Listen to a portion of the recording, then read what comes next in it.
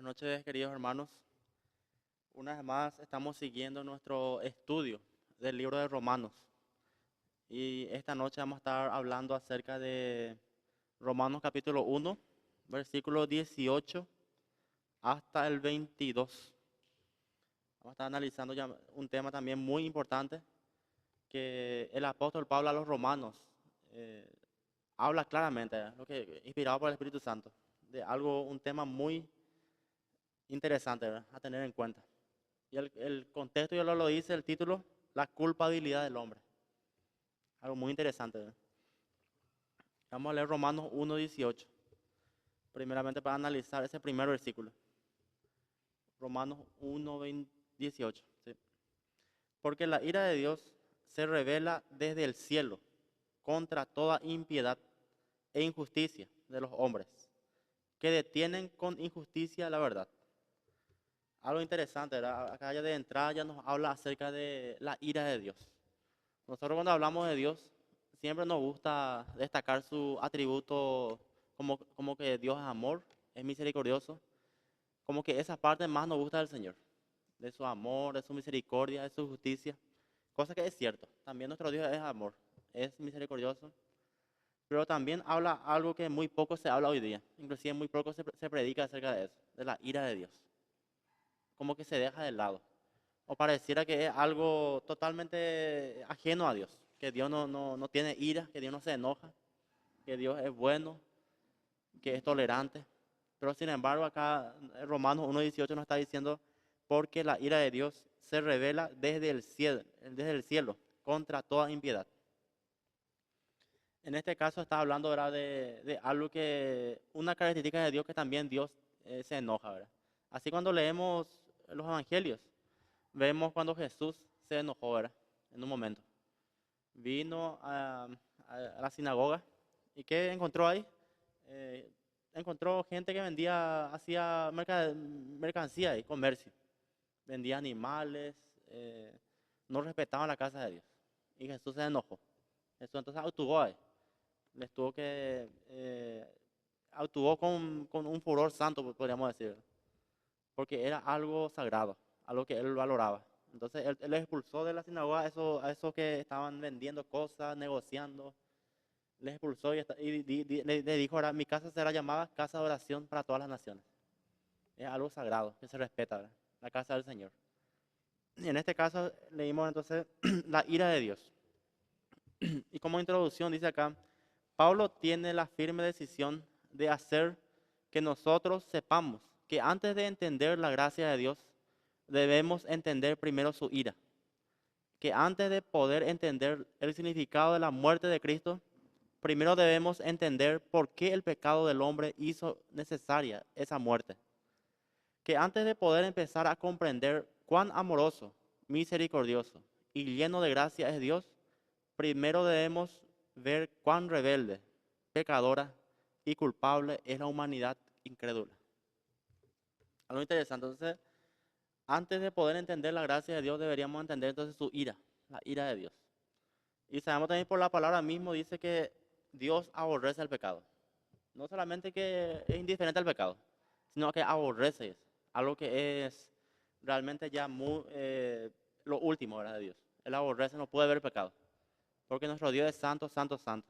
Y Él, el pecado es pecado, como dice la palabra. Mentira, no hay mentira piadosa ni mentira grande, todo es igual delante de Dios. Entonces, por esa razón nuestro Dios dice es un Dios santo, santo, santo. Y entonces debemos entender su ira, ¿verdad? Que Él, si hay, como dice acá en el contexto, injusticia, impiedad, Él manifiesta su ira, en ese caso. Por eso dice, se revela desde el cielo contra toda impiedad e injusticia de los hombres. ¿Qué significa impiedad? Significa personas que no respetan las cosas sagradas, no respetan las cosas del Señor. Su palabra no hace caso, no ora, no respeta esa cosa. Es una persona que vive en impiedad e injusticia, dicen los hombres, que detienen con injusticia la verdad. Porque la verdad, como sabemos, es algo absoluto, no es relativo. La palabra sabemos que es la verdad, Jesucristo es la verdad, pero ¿qué dice la gente hoy día? Todo es relativo, depende de. Yo tengo mi verdad, yo tengo mi forma de pensar. Eso también se le conoce como individualismo. que cada uno quiere hacer quiere hacer sus reglas, sus propias reglas. Y el ser humano le gusta vivir así porque no quiere someterse a una ley, no quiere reconocer su condición. Entonces hace su propia ley, pero ¿eso a qué le lleva? Al fracaso. Al final no sale con nada, ¿verdad? Porque él hace su ley y no hay una estándar, no hay una moral en qué basarnos, ¿verdad? Por eso dice acá que detienen con injusticia las verdades. El ser humano se anda justificando a sí mismo, diciendo, yo soy bueno, yo no le hago mal a nadie, yo no fumo, no tomo, yo ayudo a los demás. Ese es justificarse a sí mismo, tratar de ponerse bien uno mismo. Por eso dice, con injusticia las verdades. Y la verdad es bien claro, está en la palabra la verdad. Es bien claro. Entonces también dice acá, siguiendo la introducción, trágicamente, incluso muchos evangélicos han declinado en su resolución cuando se trata del tema de la ira y el juicio de Dios. Hasta la más mínima mención del infierno se ha excluido con disimulo de muchos púlpitos. La ira, si acaso es mencionada, casi siempre se plantea en términos impersonales, como si se tratara de algo que funciona automáticamente por medio de algún tipo de operación deísta, en la que Dios mismo no está directamente involucrado. Tenemos que predicar tanto acerca del cielo como del infierno, equilibrar el mensaje siempre. La justicia de Dios, su amor, la gracia de Dios y la ira de Dios, equilibrar siempre. No podemos siempre inclinarnos siempre por el amor de Dios nomás, pero no predicar su justicia. Porque también la palabra dice que Dios es fuego consumidor, es fuego consumidor. Y también dice, terrible cosa es caer en manos del Dios vivo. Cuando Dios mismo trata con alguien, no hay escapatoria. ¿Por qué? Porque Dios nos habla a través de su palabra, en nuestra conciencia, nos quebranta en nuestro espíritu, y no hay quien se escapa del juicio de Dios. Y ese también habla del juicio de Dios, que va a haber tiempo en la cual su palabra dice que se va a cumplir. Cielo y tierra va a pasar, pero su palabra se va a cumplir. Así como está escrito, se va a cumplir. Esas personas que rechazan a Jesús, vamos a ver más adelante, que rechazan, conociendo la verdad, tiene su consecuencia. También tiene su consecuencia. Por eso dice que detienen con injusticia la verdad. Dice también, porque lo que de Dios se conoce les es manifiesto, pues Dios se lo manifestó, dice, versículo 19. Lo que de Dios se conoce.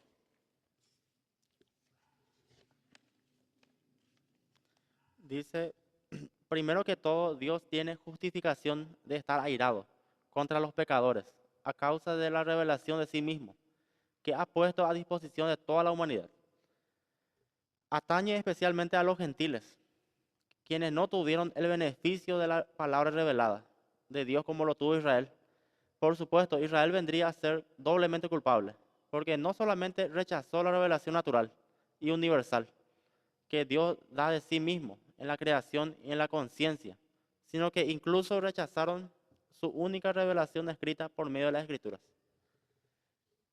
Acá dice entonces, porque lo que de Dios se conoce les es manifiesto, pues Dios se lo manifestó. Hay dos formas en que Dios se revela a la humanidad. La primera forma es la revelación natural, que es la revelación natural, ¿cómo? A través de la naturaleza, a través de la creación. El Salmo dice, los cielos cuentan la gloria de Dios. El salmista habla de eso. Se revela así a la humanidad, de forma natural, una revelación. Y la otra revelación dice, compara acá con el pueblo de Israel. Ellos tuvieron la revelación a través de la palabra, ¿verdad? Especial, revelación especial, que es por la palabra escrita, que Dios mismo le habla a sus hijos, para que le conozcan más profundamente. Entonces el ser humano, por una revelación natural, no puede conocerle profundamente a Dios. Sí puede conocer que hay un creador, por medio de la creación. A muchos se quedan hasta ahí. A veces se les conoce como deístas. Deístas son los que saben que existe un Dios, pero hasta ahí nomás. Sabe que hay alguien detrás de toda la creación, pero no le conocen profundamente. No tienen una intimidad con Dios. No saben quién es ese Dios, creador del cielo y la tierra. Y ese se logra a través de la revelación especial, por la palabra escrita, que nos dejó Dios. Cuando más leemos la palabra, Dios se nos revela más. En realidad nunca le llegamos a conocer todo a Dios. Pues siempre conocemos una parte de lo que es Dios, de quién es Dios, una parte de Él. Vamos conociendo. Cuando más leemos la palabra. Por esa razón dice, Porque lo que de Dios se conoce les es manifiesto, pues Dios se lo manifestó, dice. Dios se nos reveló. Entonces, revelación natural y revelación especial. Lo que de Dios se conoce podría traducirse lo que puede conocerse. Obviamente, el hombre finito no puede conocer todo acerca de Dios, ni siquiera con la revelación perfecta de las Escrituras. Aquí Pablo quiere hacer énfasis en lo que puede conocerse de Dios. Aparte de la revelación especial, es algo que sin duda alguna es conocido por la humanidad caída. Las características de Dios que están reflejadas en su creación dan un testimonio inequívoco de Él. Y acá también vamos a ver más o menos como dice en Hechos 14:15. Vamos a leer Hechos, libro de Hechos, como Pablo cuando predicaba, ministrando, dice ahí a los gentiles, le dijo una palabra muy interesante, ¿verdad? En Hechos 14, capítulo 14, versículo 15 al 17.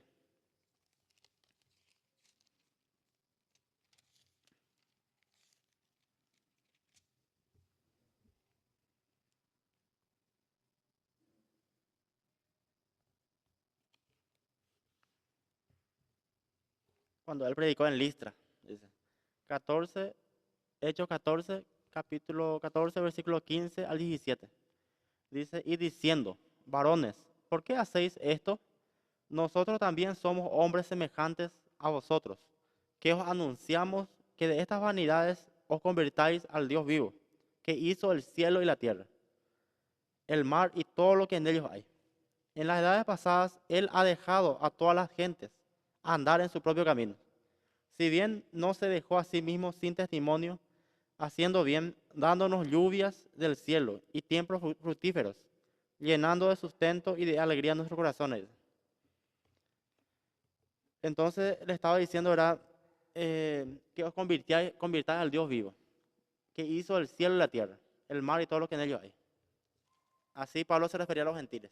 Le estaba diciendo que él cree en un Dios vivo, un Dios que realmente existe. Y además le dice que es un Dios creador, que hizo los cielos, la tierra, el mar y todo lo que en ellos hay.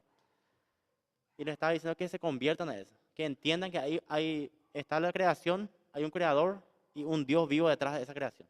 Un Dios que realmente eh, anhela que sus hijos se conviertan a Él. En este caso, ¿verdad? Que estos gentiles se conviertan al Dios vivo. Como, como también le dice la ilustración, que en tiempos pasados Dios permitía, ¿verdad? En su soberanía, que la gente ande a su manera. Pero Él después va a rendir cuenta delante de Él, si uno no se convierte a Él. En su siguiente viaje, Pablo dijo a los filósofos paganos en el Areópago en Atenas. También le predicó un poquito más adelante de Hechos, a los griegos en Atenas, ¿verdad? También le dijo una palabra interesante. Hechos 17.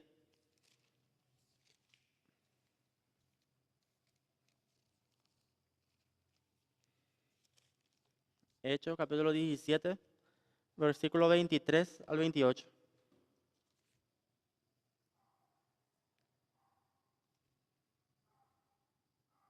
Pablo en Atenas, dice el contexto. Pablo en Atenas. Hechos 17, 23 al 28. Dice, porque pasando y mirando vuestros santuarios, hallé también un altar en el cual estaba esta inscripción, al Dios no conocido, al que vosotros adoráis, pues sin conocerle, es a quien yo os anuncio. El Dios que hizo el mundo y todas las cosas que en él hay, siendo Señor del cielo y de la tierra, no habita en templos hechos por manos humanas, ni es honrado por manos de hombres, como si necesitase de algo, pues Él es quien da a todos vida y aliento y todas las cosas. Hasta el 28, ¿verdad? 26. Y de una sangre ha hecho todo el linaje de los hombres, para que habiten sobre toda la faz de la tierra, y les ha prefijado el orden de los tiempos y los límites de su habitación, para que busquen a Dios, si en alguna manera palpando puedan hallarle, aunque ciertamente no está lejos de cada uno de nosotros. 28. Porque en Él vivimos y nos movemos y somos, como algunos de vuestros propios poetas también han dicho, porque el linaje suyo somos. algo interesante era cómo el apóstol Pablo tuvo la oportunidad de predicarle al observar su santuario. Él estaba recorriendo ahí por Atenas y tenían, como sabemos, los griegos tienen muchos dioses, son eh, politeístas, adoran dioses paganos. Pero había un altar y dice que estaba vacío. Ellos pusieron nomás al Dios que no conocido. Habían escuchado estos griegos de ese Dios, o de Jesús, ¿verdad? Habrían escuchado, o no le conocían. Y le estaban adorando, dice, sin conocerle. Entonces el apóstol Pablo dice, a eso que ustedes le están adorando sin conocerle, yo les anuncio, dice. Es el creador del cielo y la tierra, es un Dios que no necesita que se le haga santuario, dice, porque Él lo llena todo, dice. Él lo llena todo, sí, Él es el creador de todo, dice. A Él estoy anunciando, dice. Y además le dice, les invita a que crean en Él, a que se acerquen a Él, diciéndole, ¿verdad? Em, para que busquen a Dios. Si en alguna manera palpando puedan hallarle, aunque ciertamente no está lejos de cada uno de nosotros. Ahí los exhortó a que busquen a Dios. A lo que hasta hoy día tenemos que predicar a la gente eso. Predicar acerca de un Dios grande, un Dios vivo, un Dios de amor, pero de justicia. Para que la gente busque a Dios. Y después, además le dice otra vez la última parte, decía, porque en Él vivimos y nos movemos y somos. Dice. Algo interesante, el apóstol Pablo entendía bien que su vida giraba en torno a Dios. En Él vivimos, nos movemos y somos. Su vida era cristocéntrico, vivía para Cristo, para su gloria. Nos movemos. Dice. Todo lo que hacía era para la gloria de Dios. Y somos. Su forma de ser. Entendía bien, ¿verdad? En otras palabras, Dios controla las naciones, sus confines y sus destinos. Él controla el tiempo, las estaciones y todos los aspectos relacionados con los cielos y la tierra. Aún más revelador que todo eso, Pablo dice que debido a que Dios en su gracia ha decidido darse a conocer y ser accesible, porque ciertamente no está lejos de cada uno de nosotros. Lo que leíamos en Romano, ¿verdad? Nuestro estudio.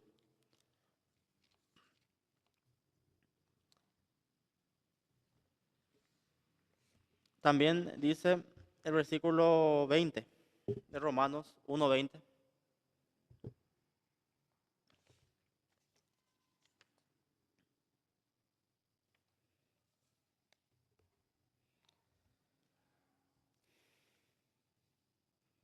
Porque las cosas invisibles de Él, su eterno poder y deidad, se hacen claramente visibles desde la creación del mundo, siendo entendidas por medio de las cosas hechas, de modo que no tienen excusa. Otro versículo muy interesante, ¿verdad? Y antes de ir a ese versículo, entonces vamos a hablar acerca de, una vez más, acerca de cuando Dios se manifiesta, dice. Juan habla sobre Jesucristo al decir que aquella luz verdadera que alumbra a todo hombre venía a este mundo. Juan 1:9. Él no estaba hablando sobre el conocimiento de Dios que lleva a la salvación, el cual viene únicamente por medio de la fe, sino del conocimiento intelectual de Dios que llega a todo ser humano, a través de la manifestación que Dios hace de sí mismo en su creación. Cuando Jesús vino, entonces Juan el Bautista le anunció como aquella luz verdadera, ¿verdad? Que alumbra, que va a ser la luz del mundo. Dice. Se refería al conocimiento de Dios, a la revelación, a través de su Hijo Jesucristo. ¿Verdad? Entonces dice, toda persona cuenta con un testimonio de Dios y por lo tanto toda persona es responsable de aprovechar la oportunidad de responderle en fe. A todas las personas se le va a revelar, se le va a predicar el Evangelio. Para que justamente este versículo que leímos recién, la última parte decía, de modo que no tienen excusas, para que no tengan excusa el día de mañana.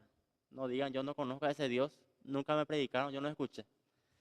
Por la primera parte dice entonces, porque las cosas invisibles de Él, su eterno poder y deidad, se hacen claramente visibles desde la creación.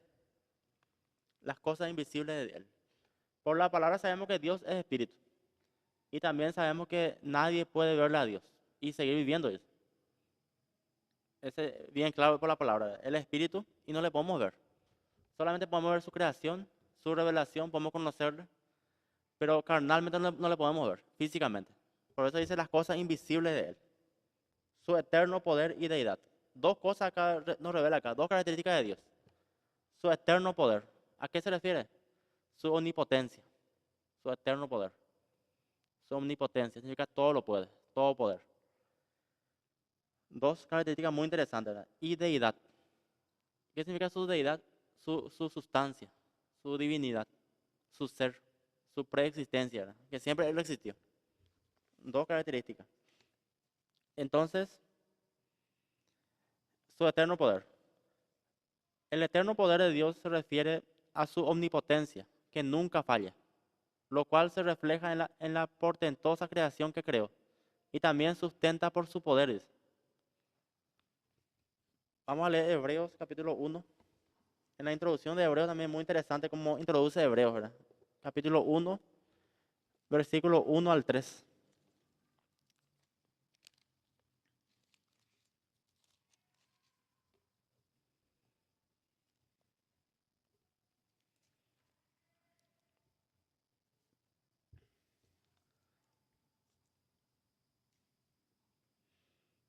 Dios ha hablado por su Hijo, dice. Hebreos capítulo 1, versículo 1 al 3.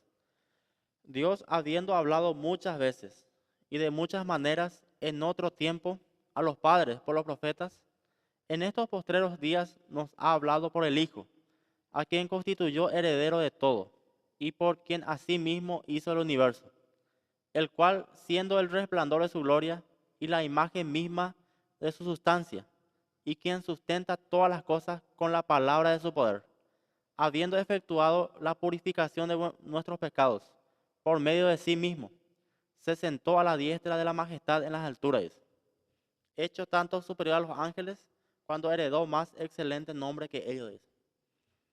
Acá está hablando, ¿verdad? Las cosas invisibles de Él. ¿En quién se nos reveló Dios? ¿En quién se nos hizo visible? En Jesús, la imagen misma de Dios, dice. Y justamente en nuestro estudio de Colosenses vamos a estar hablando de eso, que dice que Jesucristo es, en Él habita corporalmente toda la plenitud de la deidad, dice. Él es la imagen visible del Dios invisible, dice. Colosenses 1, ¿verdad? Y acá está diciendo, ¿verdad?, que Dios antes hablaba a través de los profetas a su pueblo. Enviaba profetas, hombres consagrados, para hablar a su pueblo acerca del arrepentimiento, acerca de humillación, acerca de la palabra de Dios, para que obedezcan. Pero después dice que en nuestro postrero, o sea, en nuestro tiempo ahora, tiempo de gracia, nos habla por su Hijo, a través de Jesucristo. Cuando Jesús vino a hablarnos palabra de Dios. Y está diciendo, ¿verdad?, que Él es heredero de todo y por quien así mismo hizo el universo, dice. Y de Jesús se refiere diciendo, siendo el resplandor de su gloria y la imagen misma de su sustancia. ¿A qué se refiere su deidad? La imagen misma de su sustancia es. Jesús es Dios. Y quien sustenta todas las cosas con la palabra de su poder. Estábamos viendo en Romanos, decía, su eterno poder. Con la palabra de su poder. Cuando leemos Génesis, ahí nos damos cuenta de que Dios todo creó con la palabra. Dios dijo y fue hecho, dice. Solamente dijo, Dios habló. Sea la luz y fue la luz, dice. Dios habló. Su palabra tiene poder. Por eso dice, todas las cosas con la palabra de su poder, habiendo efectuado la purificación de nuestros pecados por medio de sí mismo, se sentó a la diestra de la majestad en las alturas, dice. A eso se refiere Romanos cuando leemos su eterno poder y deidad, su eterno poder. Se refiere a que Dios tiene control de todo, tiene el poder para sostener, para sustentar. Él creó el universo, él lo sustenta, dice. Por esa razón, hasta hoy día el universo está suspendido en el espacio, ¿verdad? Porque Dios sustenta eso, está suspendido ahí. Las aguas están en el mar, están bien, porque Dios controla eso. El sol no es muy caliente, porque si fuera más caliente no hay más que quemar todo, ¿verdad? Se controla también eso. El frío, las nieves, la tierra, todo, ¿verdad? Dios sustenta eso, con la palabra de su poder. Eso se refiere a su eterno poder. Y deidad, su deidad. La deidad o naturaleza divina de Dios, tanto su bondad como su gracia, se reflejan, como Pablo dijo a los de Listra, en el hecho de darnos lluvia del cielo y tiempos fructíferos, llenando de sustento y de alegría nuestros corazones, que leímos recién, ¿verdad? Hechos 14 y 17. Dios es generoso, también bondadoso. Él provee lluvia del cielo, tiempos fructíferos, cuando hay mucha fruta, ¿verdad? Hay vegetación. La revelación natural que Dios hace de sí mismo no es recóndita ni selectiva. No es fácil de observar para unas cuantas almas perceptivas que deben tener algún don especial. Su revelación de sí mismo a través de la creación es claramente visible para todos. Son cosas que pueden ser entendidas por medio de las cosas hechas. La palabra bien claro dice que no es un misterio eso, no es un misterio, algo místico. Es bien claro. Dios se reveló, dice claramente a toda la humanidad a través de su creación. Por eso dice, y deidad se hacen claramente visibles desde la creación del mundo. Claramente visibles. Dice.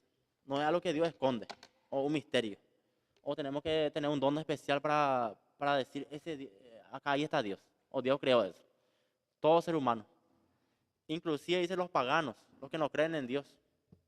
Dicen que hay alguien detrás de eso, de la creación. Tiene que haber alguien, un ser superior.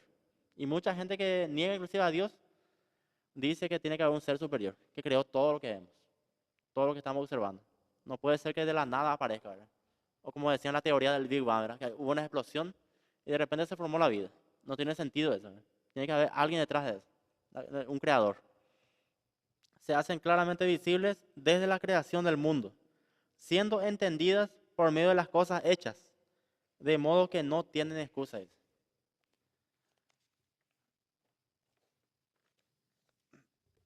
De manera que no tienen excusa. Entonces, algo interesante también, siendo entendidas por medio de las cosas hechas. Es algo que se puede entender, no es algo muy oculto. No hace falta leer mucho ni estudiar mucho, observar nomás. Uno observa y entiende, ¿verdad? Que hay una creación antes muy compleja, que no puede de la nada aparecer montañas, mares, ríos, un paisaje hermoso de la nada, o vegetación, ¿verdad? Tiene que haber alguien, un creador, un diseñador. A eso se refiere, dice, que son entendidas por medio de las cosas hechas, de modo que no tienen excusa. De manera que no tienen excusa también. No es posible una absurda negación, más que desde la suprema necesidad humana. Porque no solo habla desde la creación, sino desde la proximidad e intimidad personal. Porque en Él existimos, nos movemos y somos hechos, que le hemos recién hecho. Pero todavía debe considerarse que las palabras finales, de modo que no tienen excusa, exigen una aclaración desde la razón divina, de la revelación. Dios no se ha revelado de modo que los hombres no tienen excusa, sino que se ha revelado para que no la puedan tener. La revelación es dada para dejar sin excusa a los hombres. Justamente para eso, ¿verdad? Dios se reveló, para que no haya excusa, para que no quede ninguna duda. Si uno aún así quiere negar, la palabra lo llama necio, necedad humana, dice, lo llama necio. Está bien claro la creación, está bien claro que hay un creador y quiere negar, quiere rechazar eso. La Biblia lo llama necio, dice, a ese ser humano. Y vamos a entrar a la otra parte, dice, justamente, esta es la revelación de Dios, hasta el versículo 20. Y 21, el rechazo del hombre, el 21. Recién leímos todo esto, que Dios se reveló, se dio a conocer a través de su eterno poder y deidad. Y después dice, ¿cómo reacciona el hombre?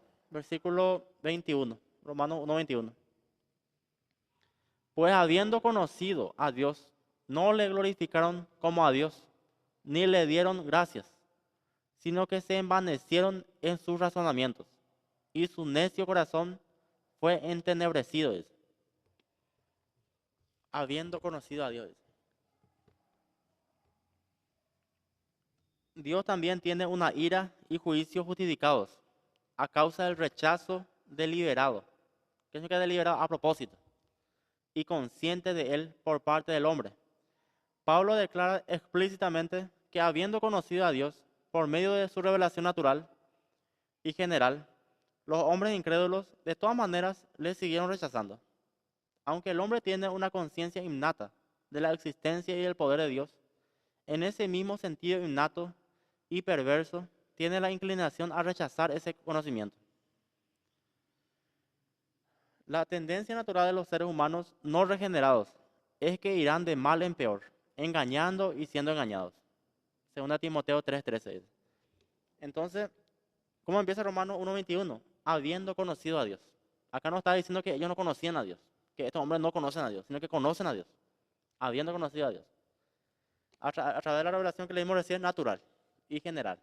Es la revelación de la creación, de que hay un Dios. Y tienen conocimiento de eso, tienen conciencia de eso.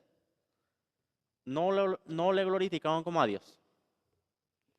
Y mucha gente hay que dicen conocer a Dios, dicen conocer a Jesús. Inclusive algunos dicen, yo antes me iba en una iglesia, me iba en tal iglesia, escuché la palabra.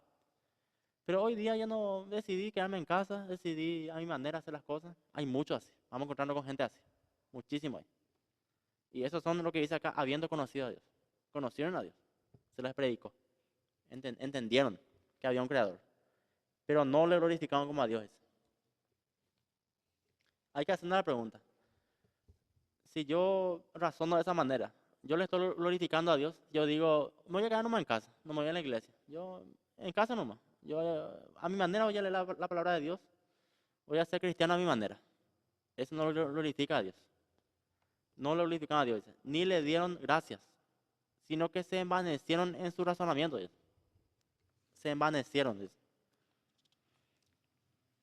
Entonces dice, la tendencia natural de los seres humanos no regenerados es que irán de mal en peor.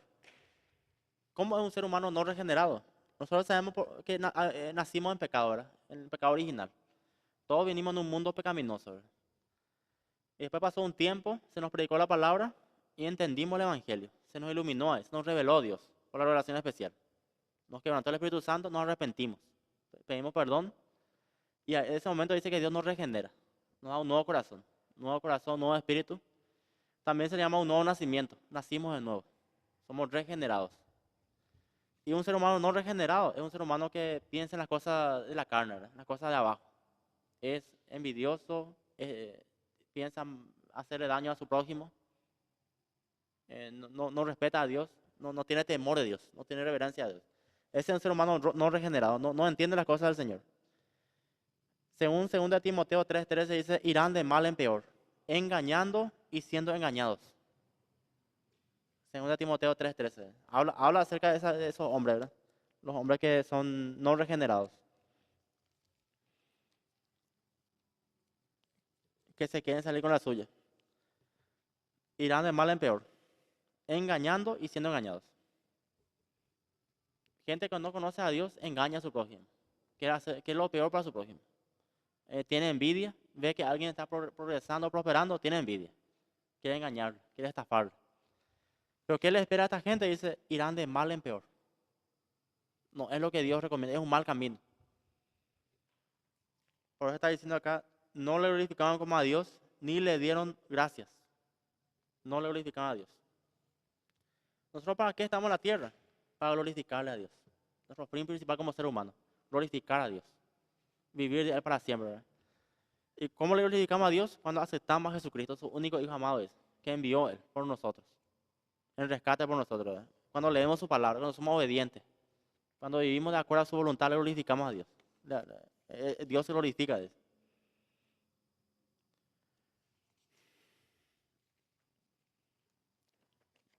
También dice acá el apóstol Pablo, dice, como Pablo recuerda a los creyentes, nos recuerda también a nosotros. Tenemos que recordar también a nosotros mismos en Tito 3:3.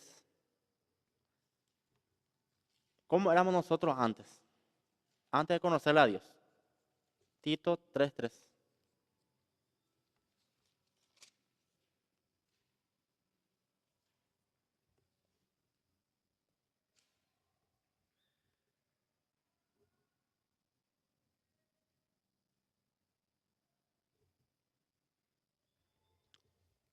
Tito 3:3.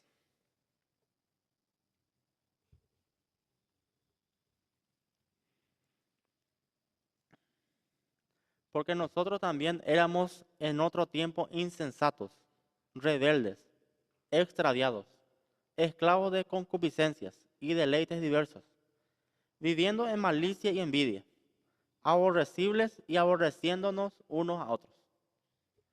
Nosotros mismos también éramos así, como los demás, como mucha gente que estamos observando ahora, que son así, rebeldes, insensatos, no quieren escuchar la palabra de Dios, extraviados, esclavos, ese es el pecado. Viviendo en malicia y envidia, dice. Y mucha gente vive así, en el mundo se vive así, con malicia y envidia. Aborrecibles y aborreciendo unos a otros. No hay verdadero amor. Todo es falsedad. Aunque vos el mundo ve, todo es fachada, parece toda alegría. Pero en el fondo, ¿qué hay? Hay malicia, hay maldad, hay envidia, hay aborrece a su prójimo. Pero ¿qué pasó el Tito 3:4 un poco más adelante? Pero cuando se manifestó la bondad de Dios, nuestro Salvador, y su amor para con los hombres, nos salvó, no por obra de justicia que nosotros hubiéramos hecho, sino por su misericordia, por el lavamiento de la regeneración y por la renovación en el Espíritu Santo. Es lo que estábamos hablando, la regeneración. O los hombres no regenerados, decían. Dios nos regeneró, nos dio un nuevo corazón, un nuevo espíritu, un nuevo gen. Por su misericordia. Dios nos llamó un día, nos regeneró. Por eso entendemos a ese Dios poderoso, a ese Dios creador del cielo y la tierra. No solamente como creador, sino como nuestro Dios, nuestro Salvador. Le conocemos a través de su palabra.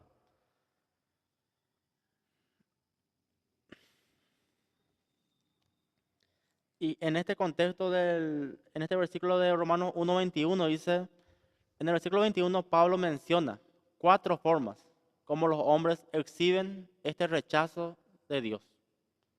Primero, deshonrándole. Bueno, estamos diciendo, no le glorifican como a Dios, le deshonran. Cuando uno no le glorifica a Dios, ¿qué está haciendo? Le está deshonrando, no le honra a Dios. Deshonrándole, una de las formas en que el ser humano rechaza a Dios. Le deshonra siendo desagradecido con Él. Ni le dieron gracias. Es desagradecido con Dios. No le agradece a Dios. Y como siempre digo, ahora nosotros vemos a veces en la tele gente que tiene mucho talento. Sabe cantar, bailar. No le hace jamás escuchar gracias a Dios. Que esto me da. No reconoce a Dios. Va a decir gracias a mi esfuerzo, mi dedicación. Yo me esforcé. Yo tengo este talento. Muy poco te van a decir gracias a Dios. O gracias a Jesús. Menos va a decir Jesús, el nombre de Jesús. Dios puede ser que diga. O gracias a Cristo Jesús, no hace escuchar raro. No va a decir eso. Ni le dieron gracias. Ese es siendo desagradecido. Segunda forma de rechazar a Dios. Ese rechazo. Deshonrar a Dios, siendo desagradecidos con Él, envaneciéndose en sus especulaciones acerca de Él. Sino que se envanecieron en sus razonamientos acerca de Él. Se envanecen. Entonces vamos a analizar primero, no lo glorificamos como a Dios. Que ya vimos. En primer lugar, los seres humanos no le glorificaron como a Dios. Esta es la expresión básica del orgullo, que es la raíz de todo pecado. Y se encuentra en el núcleo de la condición caída del hombre. Glorificar hace referencia a dar honor, el honor debido. El peor acto que se comete en todo el universo es deshonrar a Dios o dejar de glorificarle. Por encima de todo lo demás, Dios debe ser glorificado. Glorificar a Dios es exaltarle, reconocerle como supremamente digno de todo honor y reconocer sus atributos divinos, puesto que la gloria de Dios también es la suma de todos los atributos de su ser, de todo lo que Él ha revelado de sí mismo al hombre. Dar gloria a Dios es reconocer su gloria y ensalzarla. Al darle gloria, no estamos añadiendo algo a su perfección, sino que estamos alabando su perfección. Le glorificamos alabando su gloria. Algo interesante, ¿verdad? No darle gloria a Dios. Reconocer quién es Dios, ¿no? Que Él es poderoso, sus atributos, que Él es perfecto, que Él merece alabanza, merece adoración, merece lo mejor de nosotros, sin límites. Él merece todo. Es glorificar a Dios, reconocerle, darle el honor debido a eso, ponerle en primer lugar, alabarle, alabar su perfección, dice. Y no le dieron gracias debido a que el hombre en su orgullo no honra ni glorifica a Dios como creador, también deja de darle gracias por la gracia con que provee todas las cosas en abundancia. Aunque Dios es la fuente de todas las cosas buenas que el hombre tiene a su disposición, la lluvia, el sol y muchas otras bendiciones naturales que reciben justos e injustos, malos y buenos por igual. Mateo 5:45, ¿verdad? El hombre natural no le agradece porque ni siquiera está dispuesto a reconocer su existencia. ¿Se acuerdan la palabra en Mateo decía que Dios hace brillar el sol sobre justo e injusto? Él es un Dios bondadoso. A eso se le conoce como el amor benevolente de Dios, en teología, ¿verdad? El amor benevolente significa el amor para con todos, igual a aquellos que le rechazan, igual. Porque es un Dios de amor, ¿verdad? Un amor benevolente, un amor para con todos. Pero hay otro tipo de amor que es el amor complaciente, que es solamente para sus hijos, un amor más especial. ¿Se acuerdan cuando Jesús se fue bautizado en el Jordán? Juan el Bautista presenció ahí a Dios Padre hablando en el cielo diciendo, este es mi Hijo amado, en él tengo complacencia, dice. En él tengo complacencia. Eso significa el amor complaciente. Se complace en nosotros, en sus hijos, porque le amamos a Dios, porque entendemos su palabra, queremos obedecerle. Entonces, ¿por qué la gente no le da gracias a Dios? Porque ni siquiera está dispuesto a reconocer su existencia, dice. Que es negar que Dios existe, con sus actos. Como que con eso se va a escapar del juicio. Mucha gente piensa así. Dice, yo no sabía eso y yo, por tanto, el día de mañana no me pueden juzgar, porque yo no sé nada. Algunos dicen así, ponen excusas para no obedecer a Dios. Eh, tratan de que, tratan de hacer que Dios no exista, de hacer su verdad. Y dice el otro punto, se envanecieron en sus razonamientos. Tercer lugar, como rechaza a la gente. Primero dice, no le glorifica a Dios, no le da gracias y se envanece en su razonamiento. Como consecuencia de no honrar y agradecer a Dios, los hombres caídos se envanecieron en sus razonamientos. Rechazar a Dios es rechazar la realidad más grande en el universo. La realidad que da el único significado, propósito y entendimiento verdadero a todas las demás cosas que existen. Al negarse a reconocer a Dios y permitir que su verdad guíe sus mentes, los hombres pecadores están condenados a realizar búsquedas vanas de sabiduría por medio de razonamientos humanos y huecos que solamente conducen a la falsedad por medio de razonamientos humanos. Por lo tanto, a mayor incredulidad y perversión. Este término incluye todo lo que el hombre especula en su mente cuando no tiene temor de Dios. Abandonar a Dios equivale a cambiar la verdad por la mentira, el propósito por la falta de sentido y la satisfacción verdadera por un vacío insondable. Porque una mente y un alma vacía son como un hueco que para poder llenarse atrae falsedad y tinieblas y que reemplazan la verdad y la luz que han rechazado. Se envanecen sus razonamientos. Veo mucho hoy también eso. Gente que se cree muy sabio, muy inteligente, que piensa que es suficiente, que puede todo. Hay muchos así, que se envanecen. Y al envanecerse, ¿con qué quiere llenar su mente o su corazón? De falsedad, de otras cosas. Dice algo. ¿Por qué? Porque abandona a Dios, rechaza a Dios, no le glorifica y quiere razonar a su manera. No tiene temor de Dios.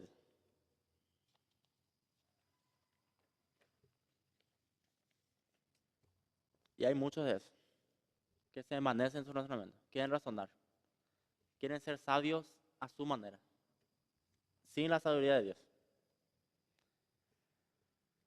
Y último punto dice, y en cuarto lugar, y su necio corazón fue entenebrecido. Su necio corazón. El necio corazón que rechaza y no glorifica a Dios no recibe iluminación ni es libertado, por muy sofisticados que pretendan ser algunos incrédulos, sino que por el contrario se vuelve entenebrecido espiritualmente y más esclavizado al pecado. La persona que rechaza a Dios está rechazando la verdad, la luz y la vida eterna, así como significado, propósito y felicidad en su vida. La palabra también bien claro dice, el que tiene al Hijo tiene la vida. El que no tiene al Hijo ya ha sido condenado, dice. No es que va a ser condenado, ya ha sido condenado, dice, automáticamente. Cuando uno rechaza a Cristo, la obra de Cristo, por la palabra sabemos que esa persona se condena ya, por la palabra misma, ya, al rechazar a Cristo. Entonces también esta persona dice necio corazón. Significa entenebrecido. Un corazón ya apartado de Dios, en oscuridad, en tinieblas. Vive esclavizado al pecado, dice. rechaza la luz, la verdad, la vida eterna, al rechazar a Dios. También rechaza el fundamento y la motivación de la rectitud moral. Tinieblas espirituales y perversión moral son cosas inseparables. Cuando el hombre desprecia a Dios, desprecia la virtud. Es inevitable que la filosofía impía del mundo lleve a la perversión moral, porque la incredulidad y la inmoralidad están conectadas, juntos, dice. Colosenses, justamente en Colosenses 2:8 hablaba de eso, ¿verdad? Apóstol Pablo decía eso a uno de sus discípulos.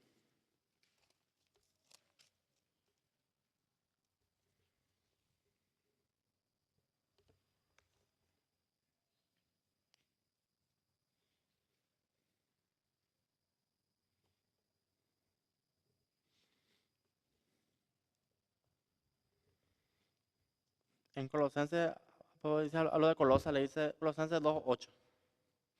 Mirad que nadie os engañe por medio de filosofías y huecas sutilezas, según las tradiciones de los hombres, conforme a los rudimentos del mundo y no según Cristo. Dice. Mirad que nadie os engañe. Estemos atentos, dice, por medio de filosofías. Conoced bien la palabra. ¿Cómo las instrucciones de la palabra? ¿Qué es lo que Dios espera de nosotros? ¿Cómo debemos conducirnos? ¿Qué debemos creer? Por eso dice, y su necio corazón fue entenebrecido. Al rechazar a Dios, empieza a hacer su propia filosofía, su propia regla y se aparta más de Dios. Más. Dice también la última parte, decía, cuando la encarnación de la verdad y la luz vino al mundo, la humanidad incrédula no quiso recibirle, puesto que Jesús era la luz del mundo. Ellos le rechazaron porque sus acciones eran malas y porque amaron las tinieblas más que la luz. Juan 3:19, ¿verdad? Por la razón de que Jesús hablaba precisamente la verdad, ellos no quisieron creer en él. Juan 8:45. Este es el legado que deja la negativa del hombre a glorificar a Dios. Jesús vino, se hizo hombre, dice en San Juan 1, vino a los suyos, dice, y los suyos no le recibieron. A los suyos, a su pueblo. Ellos le rechazaron, no le recibieron. Por eso conocemos el versículo, más a todos los que le recibieron. A los que creen en su nombre, les dio el derecho de ser llamados hijos de Dios. A los que creen, a los que le reciben. Tenemos ese derecho, ese privilegio de ser llamados hijos de Dios. Y última parte dice Romanos 1:22. Para ir terminando. Profesando ser sabios, se hicieron necios. Profesando ser sabios. Muchos dicen, como estamos leyendo, por sí mismos que son sofisticados, son intelectuales, conocen todo. Habrá personas así. Pero ¿a qué le lleva todo este razonamiento? A hacerse necio, a negar algo tan evidente como la creación, el creador, a negar algo que para nosotros es claro. Pero sabemos también que se entiende por medio de algo espiritual, por medio de una revelación especial. Inclusive gente que son muy inteligentes después llega al conocimiento de la verdad, cuando investiga. Conocemos el caso de John McDowell, que era agnóstico, negaba la existencia de Dios, pero empezó a investigar después. Y él escribió el libro Evidencias que exigen un veredicto. Un libro muy interesante donde habla acerca de todas las cosas de la historia, de todas las cosas las evidencias que sí había un Dios, de que sí Jesús vino a la tierra, todo eso, ¿no? Habla de eso. Y este hombre era muy inteligente, ¿verdad? Y empezó a investigar y llegó al conocimiento de la verdad. Pero hay muchos que aún así no están llegando, que están en su razonamiento, en su inteligencia y no quiere aceptar que hay un Dios, no quiere humillarse ante Dios. Porque muchas veces la gente rechaza porque no quiere humillarse, no quiere dejar su orgullo, no quiere reconocer que es pecador. Ahí también partimos de ese punto, que leímos recién, la culpabilidad del hombre. El ser humano no quiere reconocer que es pecador, siempre culpa a los demás, por la sociedad, por culpa del presidente, por culpa del gobierno, por culpa de mis padres que me criaron así. Yo nací pobre, en un lugar pobre, no tengo oportunidad. Siempre por culpa de los demás. Parece Adán y Eva en el jardín, que se culpan entre ellos. El ser humano es así, orgulloso. Esa es la raíz de todo, ¿verdad? Y por eso dice que rechaza a Dios. No quiere glorificar a Dios. No quiere llegar a la luz. Y San Juan dice que amaron más las tinieblas, dice que la luz. No quiere acercarse a la luz. Y mucha gente no quiere dejar sus amistades. Está cómodo en su vida. Le gusta luego tomar, le gusta luego hacer a su manera las cosas y no quiere dejar esa cosa. Entonces prefiere nomás seguir con su vida, rechazando y no humillarse, ¿verdad? Pero siempre llega un punto en el cual Dios quebranta al ser humano. Le vuelve a quebrantar, le vuelve a hablar. Y hay algunos que sí por su gracia reconocen. Habrá también gente que aún siendo borrachos, estando en el mundo, como leíamos recién, está alejado de Dios, entenebrecido. Pero después llega al conocimiento de la verdad, porque se le predica. Aún así tenemos que predicar, le dice a toda criatura. Y el que rechaza ahí, ya Dios va a rendir cuenta ante Dios. El que rechaza. La palabra ya está escrita, ya está eso. Aquel que rechaza.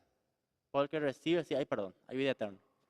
Aquella persona que recibe es una persona que Dios ya ha preparado su corazón, como una tierra fértil, dice, donde la semilla, el predicador lleva la palabra, el evangelio, la buena semilla que es la palabra de Dios, llega a ese corazón y produce fruto. Dios prepara ese corazón. Habrá gente receptiva, personas receptivas que quieran escuchar. Y Dios va a hacer la obra. Porque todo esto Romanos está hablando de la culpabilidad del hombre para entender nuestra condición, cuán pecaminosos somos delante de Dios, cuán que no merecemos todo lo que Dios nos está dando por su gracia. Ahí entendemos la gracia de Dios, cuando entendemos su ira, como leímos al principio. Cuando entendemos la ira de Dios, de por qué Él está irado con el ser humano, por el pecado que hay, ¿verdad? Por todo. Porque Dios ya se reveló. Aún así el hombre, conociendo a Dios, rechaza a Dios. Y por eso dice que Dios se aira, se enoja y tiene que castigar al pecador. Al entender todo eso, valoramos más lo que es la gracia de Dios, su gracia, valoramos eso. Al entender también el pecado, valoramos por qué Jesús murió por nosotros. Entendemos lo que es el pecado. Y entendemos más el valor de la muerte de Cristo. Valoramos eso. Que el pecado es algo muy grande realmente, que humanamente nunca le vamos a poder pagar a Dios. Humanamente jamás, ni por más bueno que seamos. No hay forma de pagarle a Dios eso. Y Jesús hizo justicia por nosotros. Se hizo justicia por nosotros. Se hizo pecado por nosotros siendo inocentes. Tomó nuestro lugar y murió por nosotros. Por esa razón tenemos que valorar eso y aceptarle a Cristo. Aceptar la obra de Dios. Reconocerlo, glorificarle a Dios. Y todo lo que leímos es todo lo contrario, ¿verdad? La gente no le glorifica a Dios, no le da gracias, como dice acá. Se envanece. Y después dice, tiene un necio corazón. Un corazón duro, un corazón insensato. No quiere escuchar consejos. Fue entenebrecido, dice. Y último, profesando ser sabios, se hicieron necios. Todo lo contrario. La gente piensa que es muy inteligente, muy sabio. Por la palabra los llama necios a esa persona. Que quiere a su manera hacer las cosas. Y no a la manera de Dios. Amén. Entonces eso es todo, hermanos. Hasta ahí el estudio de hoy. Para continuar el próximo miércoles. Que Dios los bendiga.